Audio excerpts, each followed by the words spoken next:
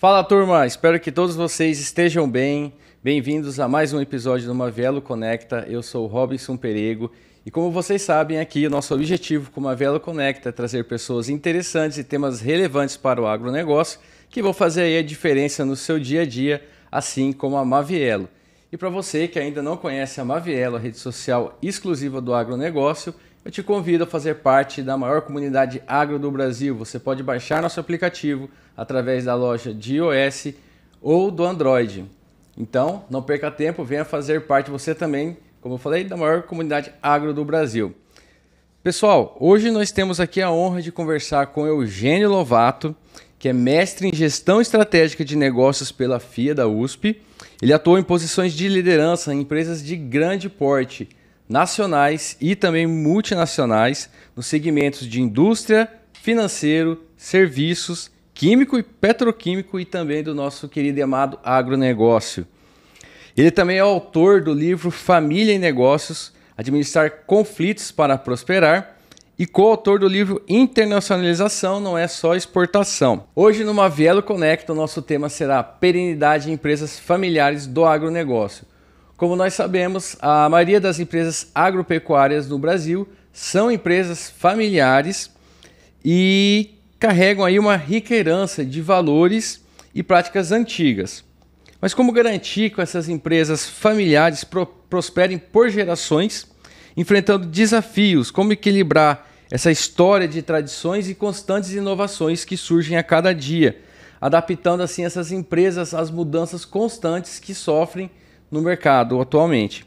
E como essa especialização pode fazer com que essas empresas caminhem juntas para fortalecer o legado do agro familiar. Seja bem-vindo, Eugênio, ao Mavielo Conecta. É uma honra ter você aqui conosco. Muito obrigado. Obrigado. Muito obrigado pela oportunidade, pela confiança. Podemos estarmos aqui falando de um assunto extremamente importante e com certeza poderá contribuir aí com essas empresas, né, que buscam aí a prosperidade e a soperidade ao longo do tempo.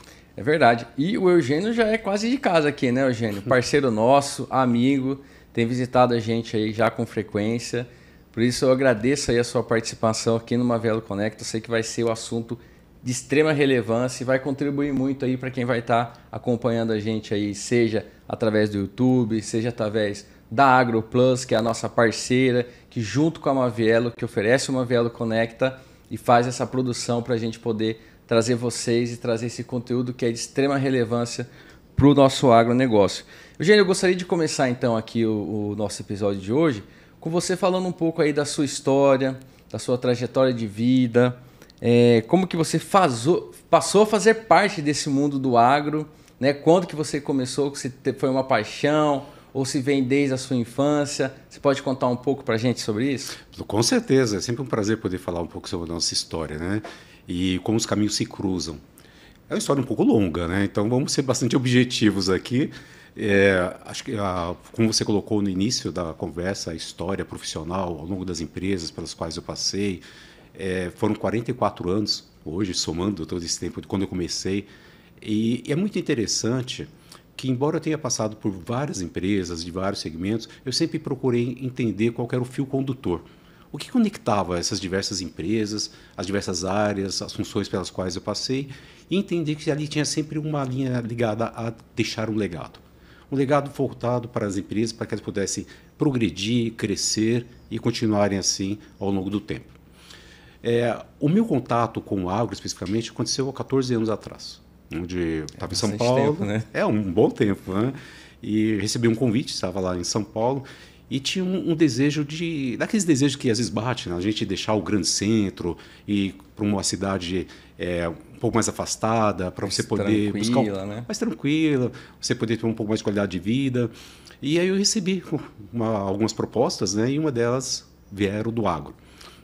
E foi muito interessante porque desde jovem eu sempre tive uma conexão com o agro, né? De procurar ter uma conexão com a terra, com a natureza, enfim, mas é um sonho que ficou lá, adormecido, e eu pensei que nunca mais fosse realizar. E quando surgiu desses convites de vir para o Mato Grosso, trabalhar com uma empresa familiar do agro, acho que isso juntou muitas coisas. com a essência daquilo que eu vinha fazendo até então, a possibilidade de ter um contato com o agro, e o que é mais interessante, ter um contato com o agro no Mato Grosso, que é muito diferente de você ter um contato com o agro, talvez em São Paulo, vamos colocar assim, né, no grande centro. E também poder vivenciar a experiência de uma empresa familiar, que até então eu sempre trabalhei com empresas de capital aberto.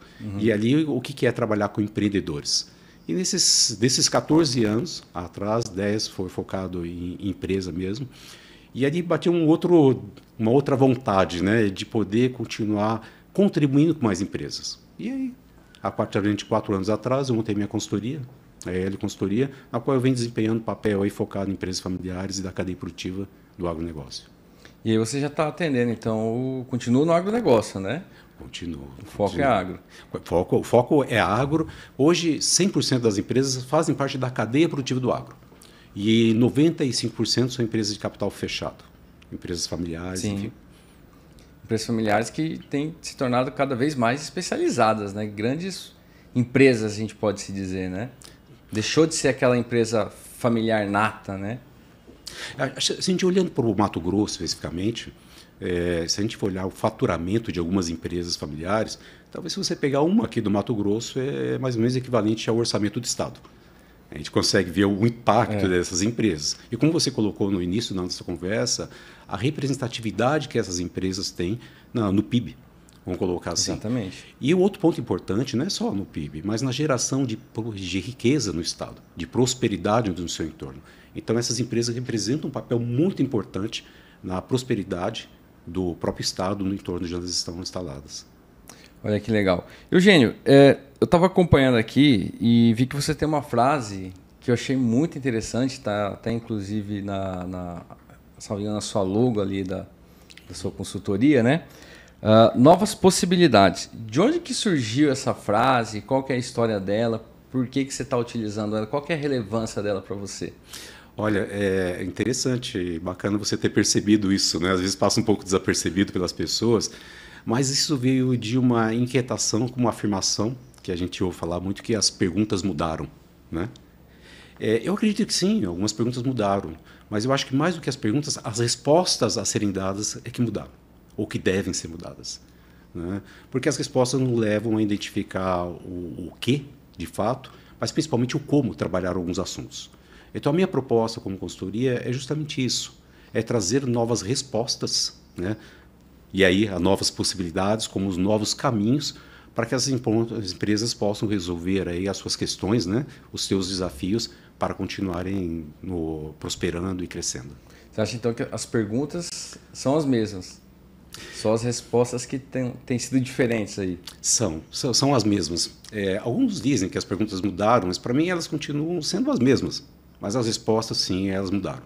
Hoje, e elas mudaram justamente pela nossa ampliação de percepção com relação ao problema, à questão que está sendo colocada ali, ou à equação a ser resolvida, e a resposta ela acaba sendo diferente.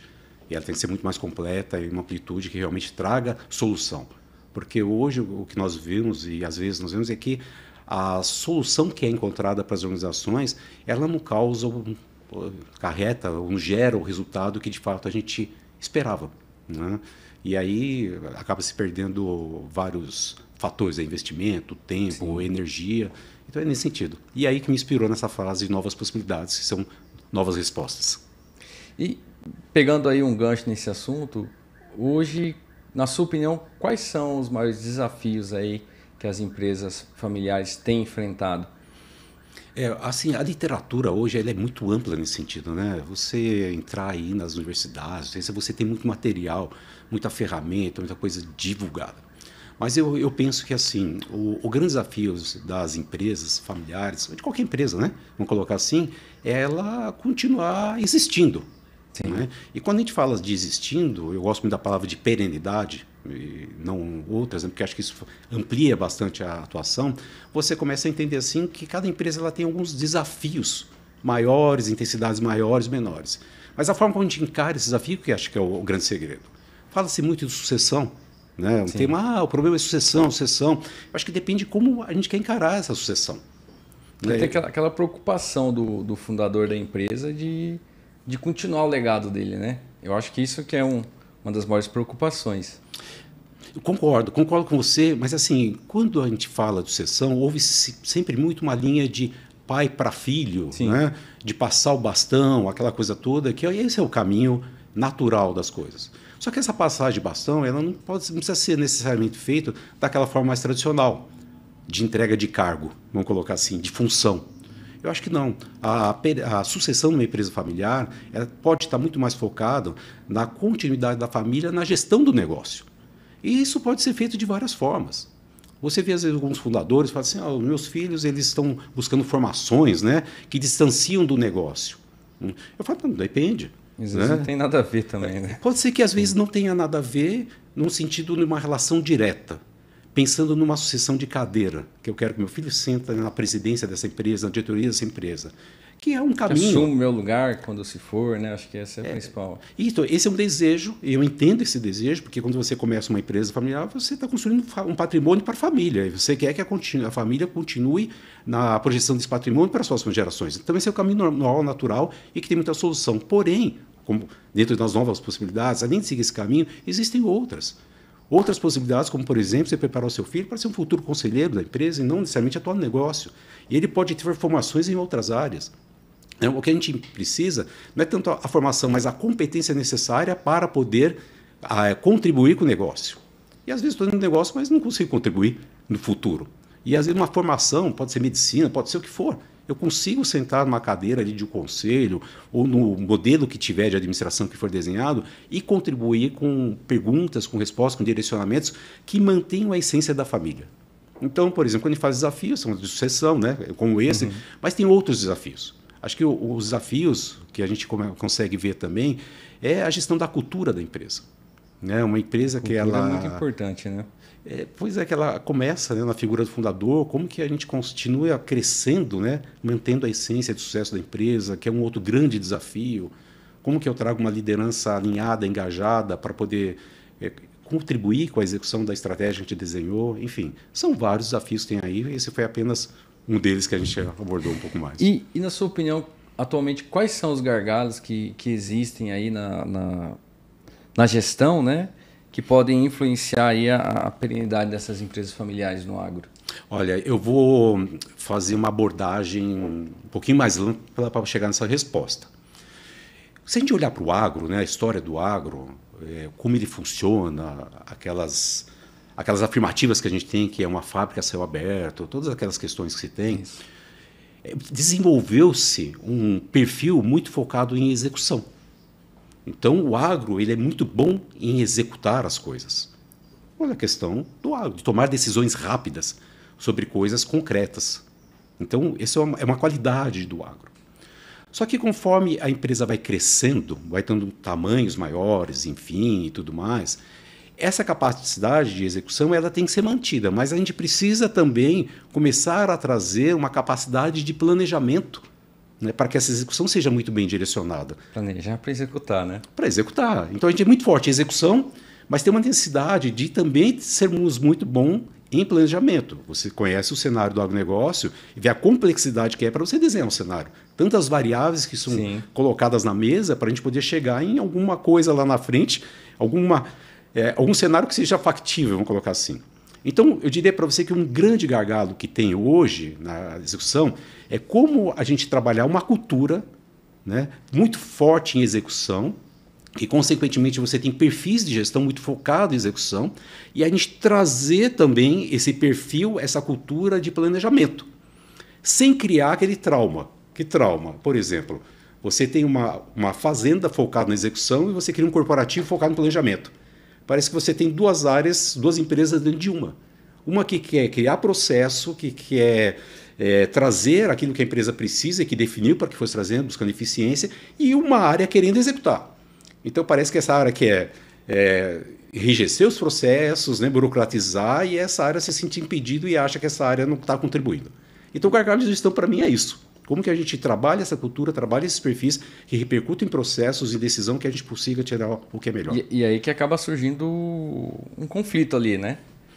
Por exemplo, a gestão, que é uma coisa, como você trouxe, cria processos, e a parte de operação fala, mas eu não vou fazer isso aqui, ou eu não estou pronto para fazer, é aquela complicação.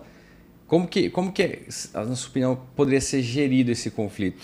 Perfeito. Porque tem empresas, quando elas começam essa parte de especialização, de gestão, de implementação de estratégias, de processos, sempre tem alguns setores ou alguns funcionários que acabam tendo ali aquela resistência, né? Como fazer para evitar, ou pelo menos buscar minimizar esses conflitos? Bom, além de você contratar minha consultoria, vou colocar assim, isso é, né, faz parte do processo, mas assim, uma linha de pensamento, seria assim, primeiro que a gente não tem dúvida que cada um na sua função está procurando fazer o melhor. Então, o agro ele tem uma característica muito importante, muito boa, que tem a ver com engajamento. As pessoas são engajadas, elas são determinadas, elas querem que o negócio dê certo. Então, não tem dúvida que cada pessoa está fazendo o seu melhor, mas na sua área, no seu departamento, no seu processo. Então, o primeiro ponto é a gente entender que desde o início, né, pensando em processo de negócio, desde o início, que é onde a gente faz o planejamento agrícola, até o fim do processo, que é onde tem um dinheiro em caixa, muita coisa acontece. Então, esses conflitos eles vêm muito disso. Cada um querendo fazer o seu melhor, mas a gente precisa fazer o melhor juntos. E aí passa justamente por uma cultura, né, de como trabalhar esse perfil forte em execução, mas ele entender que aquilo que era feito de uma forma empírica, hoje tem processo. Por que tem processo? Porque a gente tem que focar muito na eficiência interna. Você não trabalha com a definição de preço. Você trabalha de trás para frente. O preço está definido pelo mercado. O que você tem que fazer é construir toda a tua cadeia produtiva para que você possa ter uma margem, e essa margem depende da qualidade da decisão, da qualidade dos processos, de como a gente funciona. E trazer organizações flexíveis também, né? Cada vez mais você vê as organizações criando uma estrutura cada vez mais complexa. E a gente precisa repensar essas estruturas para poder manter outra qualidade do agro, que é a agilidade. E essa complexidade não acaba atrapalhando, às vezes até engessando o andamento da empresa? Sim, eu concordo com você. Eu acho que uma característica do agronegócio, assim como a execução, que é muito bom, outra essência do sucesso da empresa é a agilidade na tomada de decisão. Só que essa tomada de agilidade na tomada de decisão, ela não pode ser empírica, porque não é a velocidade, é a qualidade. E a qualidade ela passa por informação, por análise, por processo, por uma série de coisas. Sim. Então, se o processo ele é bem desenhado e a gente tem uma cultura feita dessa forma, ela não impacta o processo decisório, ela traz qualidade, porque também uma das causas do conflito do agronegócio que a gente vê é uma execução muito rápida sendo feita e um retrabalho imenso tendo de ser feito também. Então, é assim ninguém gosta de retrabalho, né? Ninguém gosta. E você sabe o quanto que uma decisão tomada errada lá no plantio, no trato cultural, o quanto isso gera de impacto na empresa, financeiro e em outras dimensões também. Exatamente. E, Eugênio, a gente vê que de alguns anos para cá, né, o agronegócio ele tem se desenvolvido, tem crescido bastante, principalmente, né, por ter pego uma fase boa do preço das commodities, né, commodities em alta. Então foi uma época de crescimento até acelerado, a gente pode dizer, nesses últimos anos. Como que as empresas podem fazer para crescer de maneira sustentável e manter o negócio com a tradição que veio ali do fundador? Como que pode ser feito isso? Porque, como você falou, a questão de crescimento da empresa busca geralmente manter a cultura do fundador. Como fazer isso? Bom, vamos lá. Vamos separar em dois aspectos. Primeiro, a essência de sucesso da empresa. Quando a gente fala de essência de sucesso da empresa, a gente passa por resgatar a história da empresa. O que foi que trouxe essa empresa até aqui? Então, precisa estar muito claro para a empresa qual que é o pilar que sustenta essa empresa. Então, geralmente, esse negócio começou lá atrás com um desejo, com uma decisão de coragem de alguém para poder começar um negócio. E essa decisão de coragem foi baseada em dedicação, em esforço, em risco, e lidar com frustração, com um monte de coisas. E depois a manutenção, enfim. Então, quando a gente fala de essência, primeiro, a gente precisa decodificar essa essência, para deixar muito claro que essência que nós estamos falando aqui. Né? Por quê? Porque a partir do momento que eu tenho isso claro, eu começo a desenvolver ações, estratégias para a manutenção dessa essência, para que ela continue viva. Então, por exemplo, a gente fala de uma das essências o empreendedorismo, o pioneirismo, todas essas coisas, né? Então, eu chego para uma empresa e uso muito um desenho, uma fábula. A fábula do porco-espinho e da raposa. Não sei se você conhece. Não, pode contar para gente. Então, vamos lá. Por exemplo, a raposa ela é conhecida pelas suas características. Né? Ela tem várias coisas que ela faz, várias características, competências, né? Para poder ser quem ela é. Não é mesmo? O porco-espinho só tem uma característica de defesa. Vamos colocar assim. Que quando ele usa essa característica de defesa, a raposa, com todas as características, não consegue atingi-lo. É disso que a gente está falando.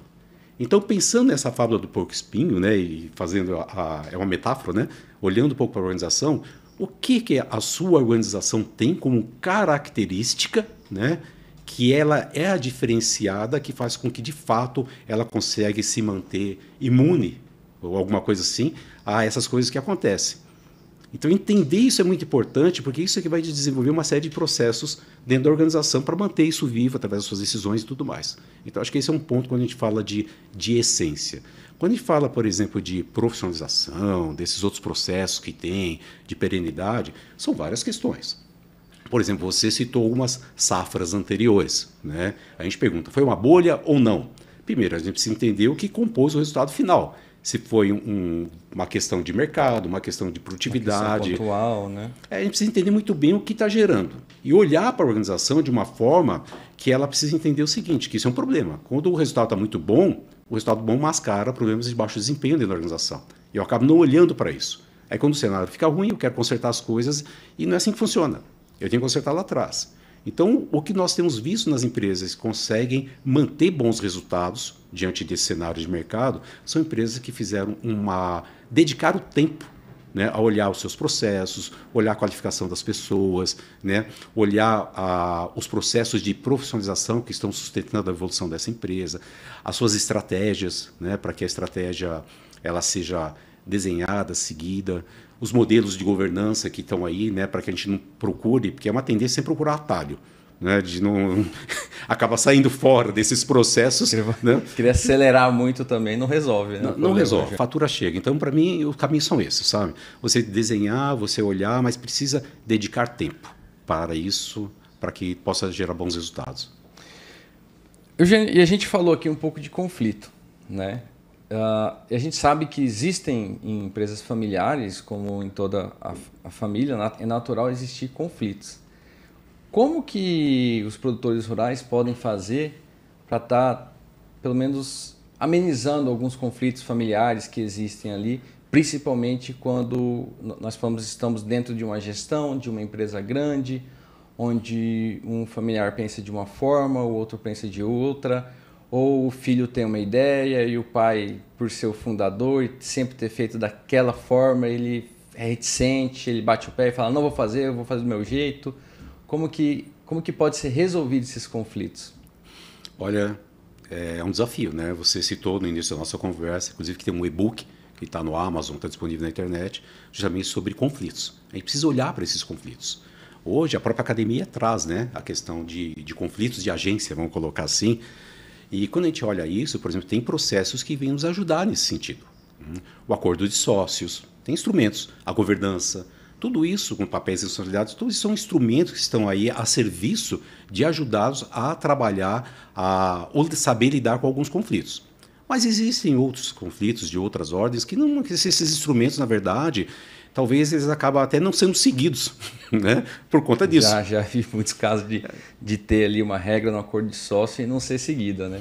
E vou te dizer mais, eu fiz um estudo focado em empresas do agronegócio, empresas familiares do agronegócio, no estado do Mato Grosso. Baseado em conceitos de governança corporativa. Então, isso está disponível na internet, lá, para colocar Eugênio Lovato, Perenidade de Empresa Familiar, Agronegócio. Isso vai te levar um link lá da academia, da USP, da FIA, e você pode baixar essa pesquisa que eu fiz lá. Né? E ali, o que eu fiz? Eu fui tentar entender quais eram os instrumentos que as organizações implementaram e o que de fato estava sendo usado ou não. E você colocou um ponto, por exemplo, onde eu testei a questão das cláusulas do acordo de sócio. A entrada, a saída, aquelas coisas. E a gente viu que sempre tem oportunidade ali de ser melhorado. E outros aspectos também da governança. Então, tá lá, fica a dica para uma leitura que vale a pena. Entretanto, voltando para cá, né, a questão de conflito, eu penso assim, o quanto que nós, independente de empresa, o quanto que a gente sabe lidar com conflito. O que conflito representa para cada um de nós. Geralmente a gente olha o conflito lida com o conflito como se fosse uma oposição, uma disputa. E o meu convite é que fosse diferente, que não fosse uma subtração de ideias, mas fosse uma adição de ideias. Você tem o seu ponto de vista, eu tenho o meu ponto de vista. São dois pontos de vista. Mesmo que seja diferente, eu não estou aqui para mostrar que o meu é melhor que o seu. Mas se a gente tivesse uma predisposição a adicionar ponto de vista, que é esse o termo que eu uso, eu posso adicionar um ponto de vista, eu acho que isso a gente olharia para o conflito de uma outra forma.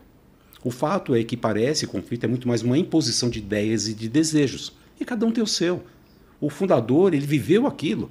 Né? Então, por exemplo, tudo que ele viveu, ele preza pela manutenção daquele patrimônio. O objetivo é o mesmo. O filho, a gestão também preza por isso. Mas às vezes a forma de se posicionar, a forma de colocar aquilo, parece que a gente está falando de coisas diferentes. Não.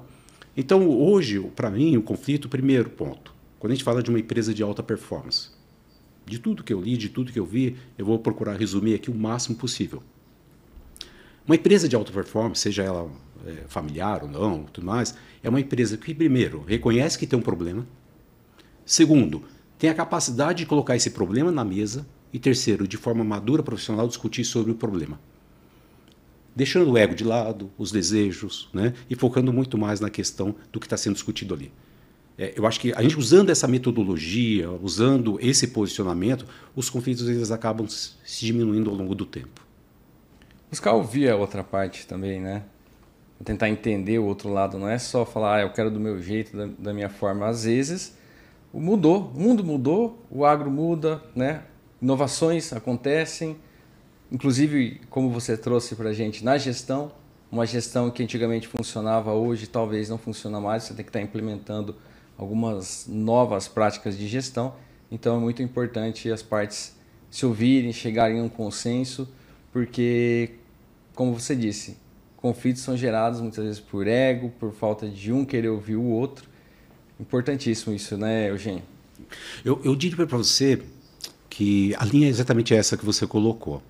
E eu diria mais ainda. Muitos dos clientes que nós atendemos, eu vejo que ele tem o melhor dos mundos hoje. O que seria isso, Eugênio? Você tem a figura do fundador, da fundadora, a gente não pode esquecer, porque muitas vezes é um casal que está ali, né? É uma família, começou um negócio, que é a vivência, é a história, está ali presente. Você tem os herdeiros lá, a segunda, às vezes até a terceira geração presente ali.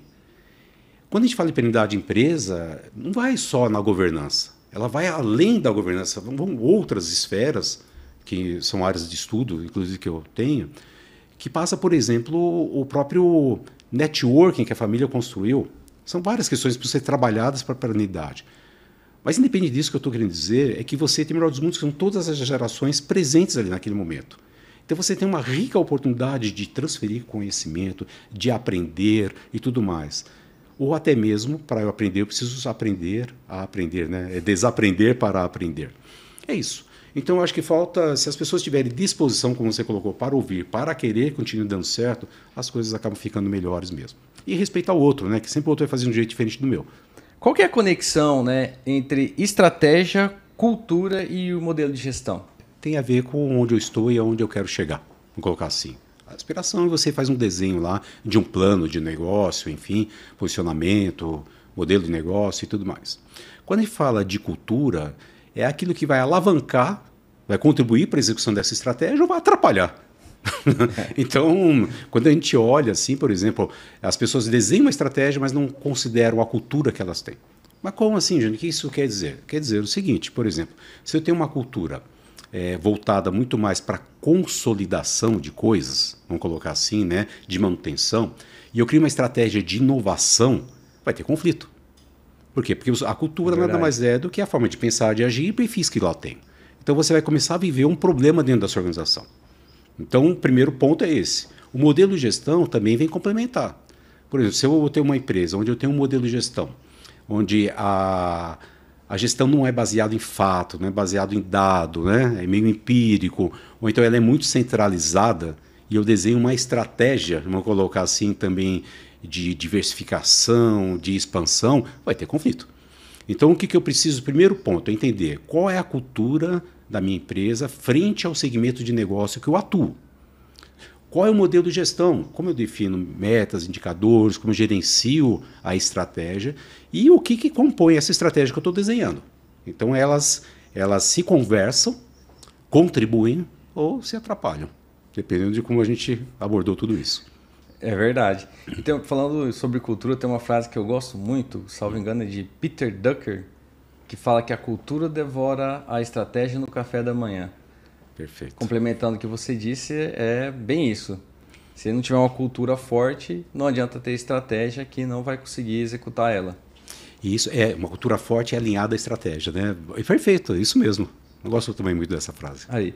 E como o produtor rural ou quem está à frente de uma grande empresa familiar, né, que é o nosso assunto hoje, como adequar a estrutura organizacional e atrelar ela aos objetivos que foram definidos ali pela estratégia da empresa?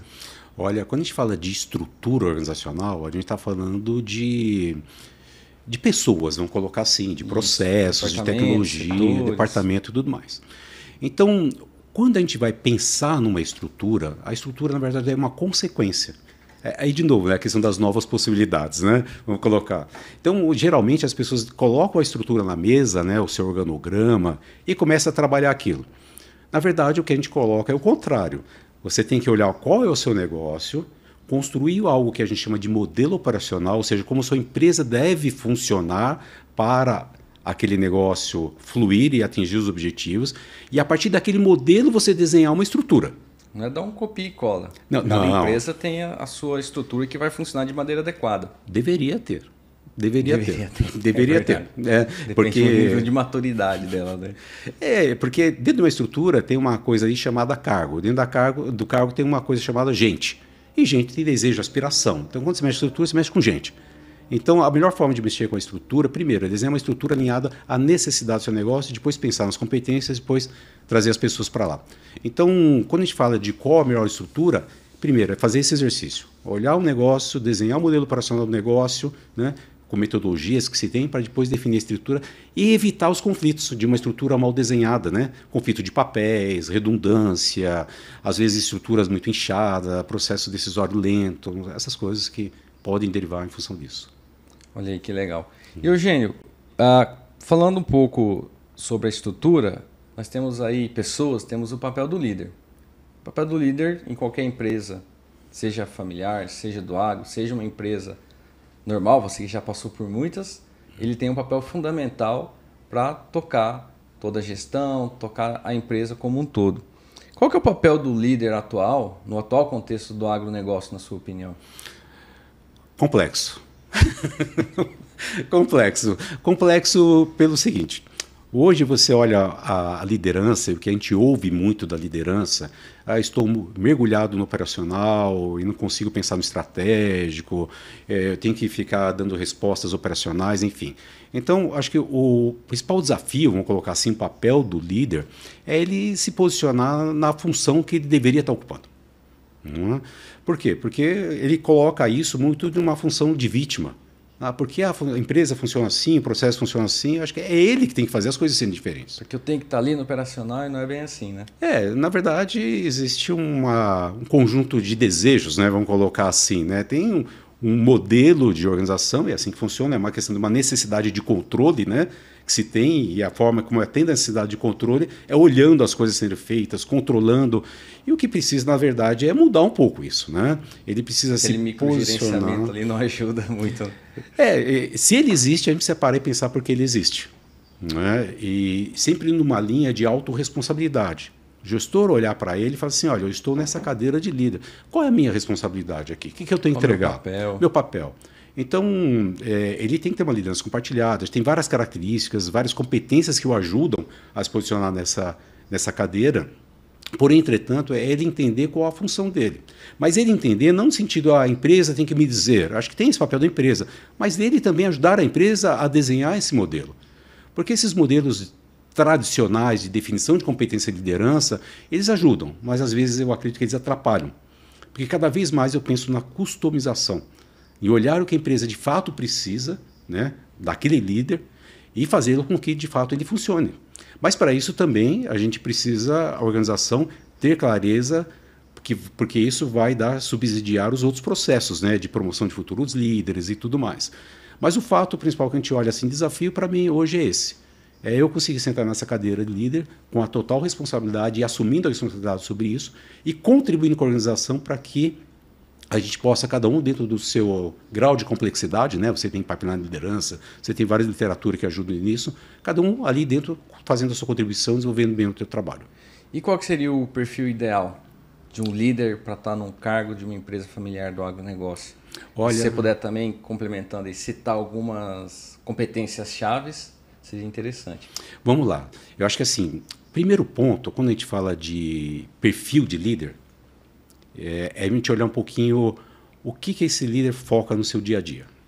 Então vamos usar uma figura que todo mundo usa, né? Gosta, mas eu acho que isso ilustra muito, que é a tal da figura do iceberg, né?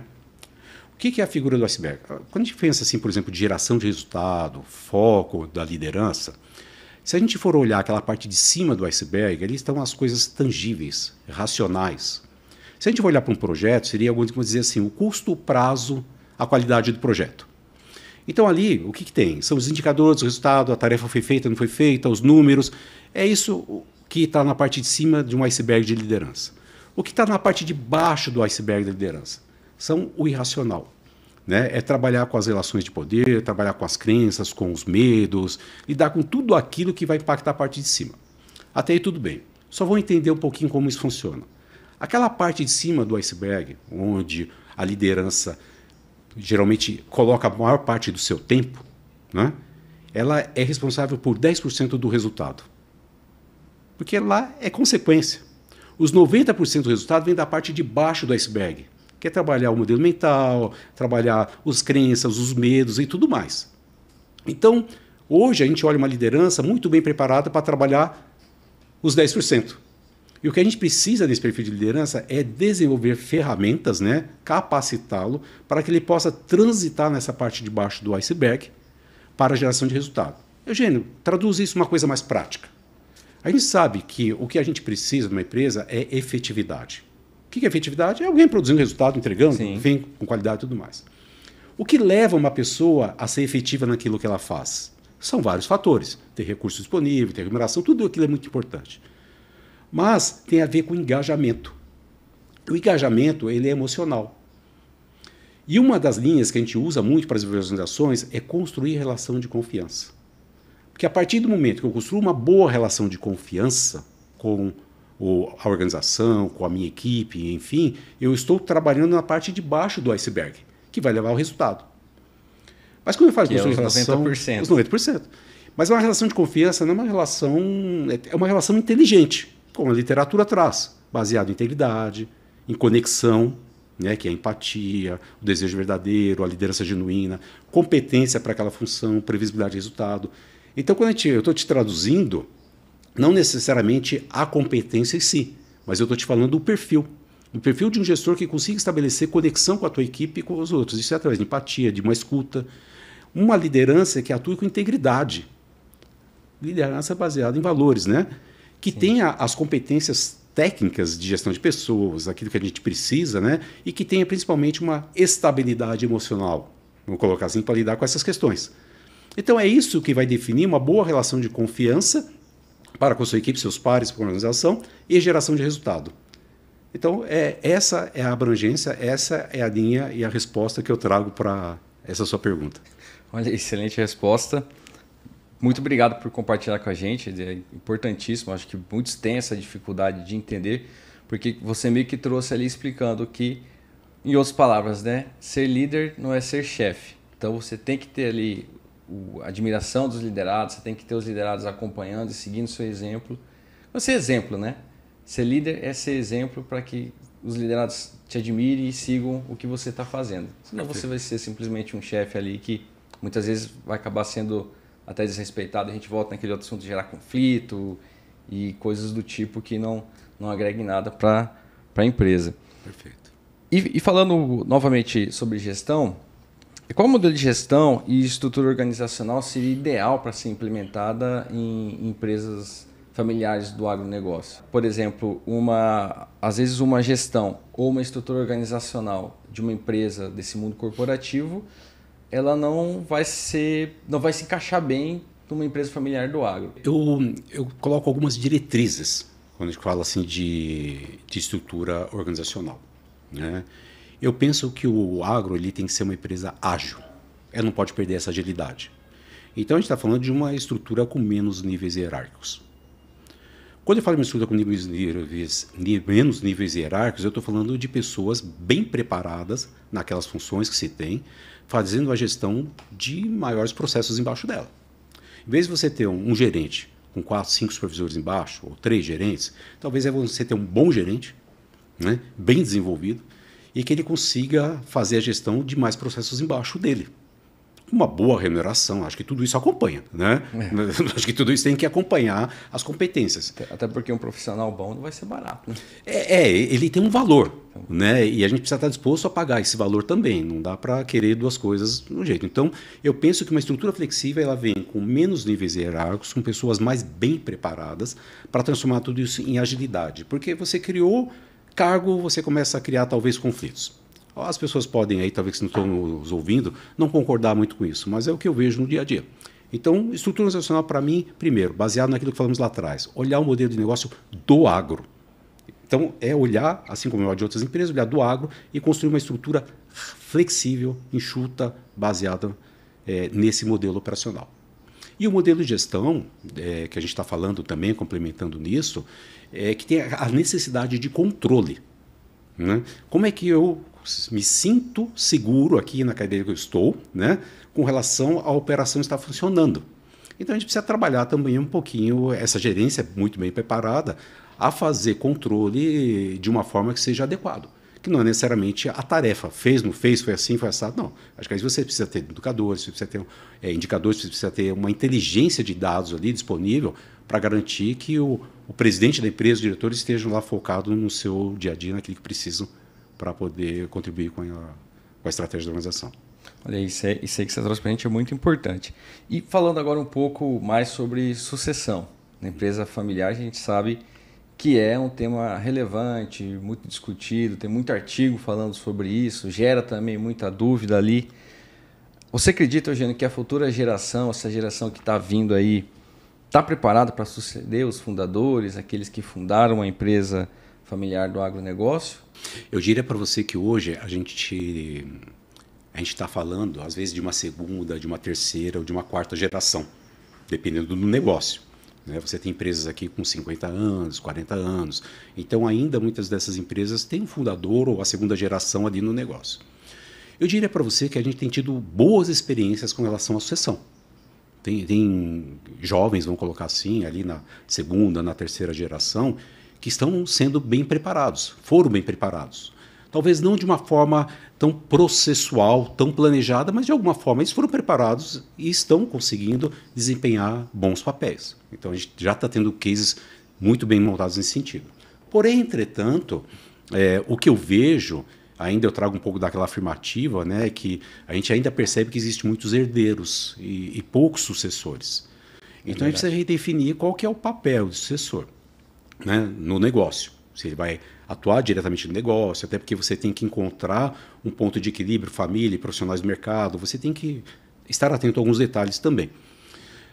Entretanto, quando a gente coloca isso, às vezes a contribuição, como eu coloquei lá atrás, é no conselho, é numa outra área do negócio. Não propriamente na gestão. No dia a dia. Então a gente precisa abrir um pouco disso. A minha preocupação, quando a gente fala de sucessão, tem um fator fundamental que é a conexão emocional com o negócio. Isso é que define se vai ter ou não. Porque eu vou olhar para essa empresa com uma conexão emocional e não só financeira. Se ao longo da minha preparação, que começa lá com 7, a sucessão começa com 7 anos de idade. Não começa com 30, 20, começa com 7 anos de idade. Começar com 20 tá tarde já, né? Onde você começa a pegar o teu filho e criar aquela conexão emocional, como fizeram muito bem no passado, né? Levar no campo, ver o plantio, ver o manejo que está sendo feito, ver a colheita. Isso para ele criar o amor pelo negócio da família. As famílias moravam, né? Algumas ainda moram dentro do negócio, né? Mas outras se distanciaram um pouco disso. Então, quando você pega hoje as crianças, vamos pensar assim, 7, 8 anos, você começa a ver que já tem essa conexão emocional, ela está se perdendo. Então, lá na frente vai ser um outro tipo de relação com o negócio, talvez muito mais financeiro. Então, eu tenho que aprender a lidar com isso também. Então, quando a gente olha a sucessão, temos casos, bons casos que estão acontecendo, tem outros que a gente olha e fala assim, olha, a sucessão, você só tem herdeiros, a gente vai ter que pensar no outro tipo de sucessão, encontrar uma outra solução, novas possibilidades, né, para isso. Mas hoje a minha maior preocupação é com essa geração aí que está até 10 anos de idade. A minha preocupação é isso hoje. E chegou algum caso de alguma consultoria sua, como você trouxe agora, achei interessante chegar para o fundador da empresa e falar, olha, você não tem sucessores, você tem herdeiros. O que é o impacto que esse fundador sente? É muito grande? Ele acha que ele errou em algum momento da trajetória dele, como você disse, de trazer os filhos mais para perto do negócio? Qual que é o sentimento que você acha que ele tem nesse momento que você fala isso para ele? Quando a gente chega no diagnóstico, né, justamente porque para preparar o sucessor, o primeiro diagnóstico é saber se você tem sucessor. Né? E a resposta, se tem sucessor ou não, ele passa por várias questões, mas principalmente pela aspiração do herdeiro. Né? Às vezes o herdeiro ele tem potencial, mas a aspiração dele está fora da empresa. Então, de alguma forma, a gente tenta também nesse diagnóstico estabelecer algum tipo de vínculo, porque ele pode ter aspiração fora da empresa e pode ter algum nível de contribuição dentro da empresa, para chegar numa resposta a essa equação exata de que não tem sucessor, vamos colocar. Existem muitas possibilidades acontecerem no meio do caminho. Mas quando isso acontece, já aconteceu, né, de ter somente herdeiros, primeiro é entender que é o seguinte, essa é a situação. Então, o que vamos fazer daqui para frente? A gente precisa ter uma solução, pensarmos na frente. Pode, às vezes, cair numa questão, sim, de o que eu deveria ter feito lá atrás. Ou talvez, se o que eu fiz foi efetivo ou não. Eu acho que isso é um processo de aprendizado das pessoas, né? E sim, às vezes nos perguntam onde foi que eu errei, onde não foi. É muito complexo de você dar uma resposta exata, porque você não vivenciou isso, você não sabe. Por exemplo, às vezes a gente olha em empresas onde já tem alguns núcleos familiares estabelecidos, que é muito importante a convivência pacífica desses núcleos familiares. Porque se não houver uma convivência pacífica, a mensagem que você está dando para a geração é que a empresa é um lugar de discórdia. E aí, intuitivamente, ninguém quer. E na literatura tem casos nesse sentido aí também, que já aconteceram, eu vi isso acontecendo também. Então, muitas coisas podem ter acontecido. Eu acredito que para o fundador que montou uma empresa, pensando em patrimônio, pode ser frustrante você olhar para os seus filhos e, de repente, não encontrar um sucessor, não por uma capacidade, mas por desejo dos seus filhos, de não quererem fazer parte daquilo. Eu tenho uma frase que eu gosto muito de falar, que é antes tarde do que nunca. Você acha que tem essa possibilidade ainda que falte um sucessor para essa empresa do agro? Tem essa possibilidade de treinar, de capacitar esse eventual sucessor? Sempre tem. Sempre tem possibilidades. Tudo que a gente precisa... Novas possibilidades. Não pode ficar sem respostas. Sempre temos respostas. Pode ser que talvez a resposta não seja na amplitude do que eu gostaria. Porque tudo tem uma coisa que a gente chama de trade-off. São as trocas que eu faço. Então, quando você começa a preparar um jovem, uma boa formação acadêmica, baseada em valores, caráter, tudo aquilo que vai definir, você tem um prazo maior para trabalhar tudo isso. Né? E construindo. Eventuais erros também. Também. Quando você começa eu não vou falar que é tardiamente, porque não é tardiamente, mas acho que quando o prazo é menor, né, para você trabalhar, algumas coisas ali talvez vão ter que ser deixadas de lado ou não consideradas para poder tocar o negócio. Vamos colocar assim. Mas aí entra a questão da profissionalização. O primeiro, eu preciso ter clareza do que precisa para ser nessa cadeira e entender que o fundador é só ele. Nunca vai ter mais nenhum outro fundador, porque ele montou aquele negócio, ele viveu aquilo. Por mais que você tenha um herdeiro ali que acompanhou, é outra pessoa. Não teve aquela conexão, não teve aquela vivência que ele teve. Não teve os mesmos desafios que passou no início da... Não teremos. E às vezes o que a gente cai no erro é de querer clonar, achar que o meu herdeiro é um clone meu. Isso não existe. Então, primeiro é trazer clareza do que se espera, para depois olhar a linha do tempo que você tem para preparar e o que é prioritário. E vamos focar. Porque também a preparação ela acontece antes, mas acontece durante o negócio também. Nunca ninguém está pronto para tudo, né? É verdade. E como buscar preparar essa nova geração? Você trouxe um pouco ali da questão de criar um vínculo emocional desde cedo com o sucessor, mas além disso, como preparar? Vamos lá, eu penso que além dessa conexão emocional, como você já colocou, desde a infância, né, eu não abro mão de uma boa formação acadêmica. Sabe, mas você fala assim, nós temos bons fundadores que não tiveram, né, uma boa formação acadêmica. Isso foi outra época. A grande maioria não estudou, né? Hoje que os filhos... Você teve na história de empresas, né, que estão consolidadas, que antigos diretores também não tinham formação acadêmica. Para mim, essa época foi lá atrás. Você tem que ter uma escola. Por mais que você coloque o teu filho do seu lado, é uma escola que vai ensinar muita coisa, mas é limitado. Eu não abro mão de uma boa formação acadêmica. Eu acredito que você tem que dar acesso a uma boa formação acadêmica aos sucessores, mas também tem uma educação muito focada na integridade, no caráter. Acho que esses pontos são fundamentais. E outra coisa importante, quando a gente fala também de preparação, não é só nas questões cognitivas, que é essa formação acadêmica, mas nas questões não cognitivas. O que seria isso, Eugênio? Já foi feito estudos e tem uma literatura sobre isso que faz. Eu sempre falo literatura porque acho que é importante as pessoas buscarem uma teoria sobre aquilo que está sendo colocado. Um livro que chama Uma Questão de Caráter. E ali foi feito um estudo com vários jovens ao longo da vida para entender com situações semelhantes ou diferentes de condição de vida e lá na frente entender onde cada um chegava, né? E saber o que mudou para que alguns conseguissem sucesso e outros não. E se identificou ali ao longo da formação, que logo o acesso a uma formação é muito importante, mas que as questões não cognitivas influenciavam isso de uma forma muito positiva, intensamente. Uma delas, por exemplo, dedicação. Como uma pessoa aprende dedicação? Persistência. Começa lá na infância. Quando o teu filho tenta pegar alguma coisinha ali em cima, né, e não consegue do armário, alguma coisa assim, e joga no chão, começa a chorar, e o pai e a mãe vai lá e entrega para ele. Então, na verdade, a mensagem que a gente está dando é outra, né? Então, a persistência, estou dando um exemplo, né? É simples, lógico, você está puxando alguma coisa como não é assim que funciona, né? Mas que a persistência ele começa lá na infância. O foco, Então, essas questões, dedicação, persistência e tudo mais, elas são fundamentais na formação também de um profissional, seja de qual for, e no caso específico aqui de um herdeiro. Que legal. Isso é muito interessante que você trouxe. É uma forma de estar preparando esses sucessores que eu acho que o objetivo de todo fundador é ter alguém para suceder e carregar todo o legado dele. Perfeito. Isso é muito interessante e também até emocionante. Eu acho que muitos passam por isso. E falando um pouco sobre emoção, como lidar com essa questão da nova geração, desses impactos emocionais na hora de fazer esse processo de sucessão?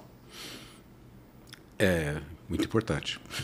De novo, acho que cai numa questão importante, assim, eu vou usar o mesmo exemplo da liderança que é o iceberg. Então, quem está ouvindo nós agora, é importante que tenha ouvido o início da conversa, você não vai entender o que eu vou falar agora. Assistir todo o episódio para entender o contexto, né? Por favor, assista tudo aí, né? Enfim, mas o importante é que quando a gente vai fazer um processo desse, a gente olhe de novo a figura do iceberg.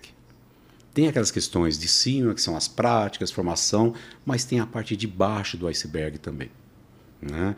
Então, hoje a gente fala, assim, de uma forma geral, o quanto que as pessoas foram preparadas emocionalmente ao longo da sua vida para lidar com as questões que a vida nos coloca. Isso de uma forma geral. A gente está falando aqui de empresa familiar, sucessor, mas eu estou falando de uma forma geral. Né? Nós não somos preparados emocionalmente para lidar com as coisas. Nós somos racionalmente, né? Vamos colocar assim. É isso mesmo. Então, o ponto que eu coloco, por isso que a gente está colocando aqui algumas questões, é de você preparar o teu filho desde cedo para essas questões emocionais. Porque senão lá na frente isso vai acontecer de alguma forma. Mas digamos que não tínhamos a ciência sobre isso e hoje as pessoas apresentam alguns comportamentos. Tem que ter um olhar para essa parte de baixo do iceberg. A gente tem que olhar, assim, a questão das aspirações, das frustrações, dos desejos, e tem que ter um apoio. Todos os processos de sucessão que eu conduzi, sempre houve apoio, através de mentoria, né, seja para o sucessor, o sucedido, enfim. Você tem que respeitar, porque não é só quem está chegando jovem. Quem está deixando a cadeira também tem aspectos que precisam ser trabalhados também emocionais. Né? Então, essas questões, um apoio ali é muito importante nesse sentido. Que bom, Gênio. Eu tenho uma pergunta. Qual que é o legado que você deseja deixar para o agronegócio? Olha, como eu coloquei no início da conversa, né, o fio condutor que me levou a fazer as coisas que eu faço, né? A gente pode usar uma palavra que é propósito, vamos colocar assim, que às vezes é tão difícil de encontrar um significado para isso, mas eu entendi que na minha vida, aquilo que me mobilizou sempre foi de deixar algo bom para alguém. Né? O que é algo bom para alguém? Que traga fluência, que traga bem-estar, que traga alguma coisa positiva para as pessoas. Então, isso é o que eu uso de uma forma geral em tudo que eu faço. Em tudo, na minha vida pessoal, profissional. E por todas as empresas que eu passei, isso eu consegui realizar, eu deixei um legado. E no agronegócio não é diferente. Né? Eu falo assim, Eugênio, como você quer ser reconhecido? Na verdade, eu não quero ser reconhecido. Né? O que eu quero, o que eu desejo de fato, é que aquelas ações, né, que nós levamos implementando, ela atenda os objetivos que foram propostos lá atrás. E que de alguma forma contribuam com essas empresas a continuarem crescendo e prosperando. Porque essas empresas do agro, quando elas crescem e prosperam, elas geram emprego, elas geram desenvolvimento social no entorno, tem um impacto positivo. E é isso que a gente precisa, né, no nosso país. É verdade. Aproveitar essa força, essa vontade, essa coragem do empreendedor brasileiro e transformar isso em resultado para ele e para a família, né, prosperando, mas prosperando no entorno. Então, esse é o legado, pensando assim, ser reconhecido através, não o Eugênio, mas através das prosperidades que as empresas possam gerar no seu entorno. Que bom. Que bacana, Eugênio. Eu quero agradecer aqui a sua participação aqui no Mavelo Conecta. Infelizmente, quando o papo é bom, eu falo, passa rápido demais e estamos terminando aí o nosso tempo. Tá? Eu quero agradecer a participação, a disponibilidade de tempo para vir aqui conversar com a gente, trazer, expor todo esse conhecimento que você tem aí de anos. Antecipadamente, eu já falo para vocês que esse vai ser um dos episódios do Mavelo Conecta com o Eugênio, mas a gente vai ter outros. Vamos trazer o Eugênio aqui de novo, que é um parceiro nosso, amigo, e sempre é bem-vindo aqui na Mavelo, traz assuntos de extrema relevância, gestão, sucessão, e são assuntos amplos, né, Eugênio? Então nós precisamos, obviamente, de mais um ou outros episódios para continuar discutindo, e é sempre bom ter você aqui conosco. E nós temos aqui o nosso famoso quadro Pinga Fogo. Opa. Eu vou te trazer 3 temas aqui. O que você escolhe? Plantio, manejo ou colheita? Colheita. Colheita. Eugênio, o que você tem feito na sua vida, hoje ou antes, que você espera aí estar colhendo bons frutos no futuro? Olha, a minha grande preocupação, como eu coloquei, de legado, enfim, tudo mais, a colheita está relacionado ao meu propósito de vida. O que é o propósito de vida? Eu procuro, para mim, uma existência nessa vida que não seja uma coisa passageira, né, de telespectador, vamos colocar assim, mas sim de ator, né, de ter uma função atuante e que eu possa contribuir de alguma forma positiva por onde eu passo. Seja às vezes numa conversa, numa palavra, numa atividade, enfim, remunerada ou não. Né? Então, a colheita é nesse sentido. Que aquela semente que eu deixei ali atrás, de alguma forma, ela possa, de fato, germinar, florescer e transformar em frutos para alguém. Não necessariamente para mim. O fruto, para mim, é ver aquela árvore gerando frutos para alguém. Então, essa é a colheita que eu espero e que eu tenho visto e que acredito que estou no caminho certo. Que bom. Acredito também. Espero que vai conseguir ter essa colheita de bons frutos. E se você quiser deixar uma frase final aí, gente, você fica à vontade. Aí o espaço é seu. Bom, eu acho que assim, existem várias frases, né, legais e tudo mais, mas eu penso, talvez não numa frase, mas em alguns pensamentos, vamos colocar assim. Acho que uma coisa é que a gente nunca tem muita certeza sobre as coisas, né? E a gente fica insistindo nessa questão de ter certeza. E o que eu aprendi na minha vida é que o caminho é a dúvida, sabe? Não é a certeza. Porque a certeza ela chega lá na frente, pode ser que seja, pode ser que não seja. Então, se você é uma pessoa que tem dúvidas, né, esse é o primeiro passo. E a dúvida você procura através de outra dúvida, através de perguntas. Então, acho que é essa a mensagem. Então, a gente conversou aqui sobre assuntos extremamente importantes. A proposta é trazer novas respostas, né? Mas as novas respostas, ela passa por um detalhamento, aprofundamento nas suas dúvidas, nas suas perguntas. Então, se você tem dúvidas, né, sobre o que a gente conversou aqui e tudo mais, primeiro, é normal, todos nós temos, né? E se agarre a elas, porque as suas dúvidas que vão te levar no caminho para dar aquilo que você quer como solução, enfim, tudo mais. E obrigado pela gentileza, pela oportunidade. Eu que agradeço aí a sua participação. Pessoal, muito obrigado para todos vocês que têm acompanhado os nossos episódios do Mavelo Conecta. Agradeço novamente por estar assistindo a gente, estar acompanhando e até o próximo episódio do Mavelo Conecta. Um abraço, turma!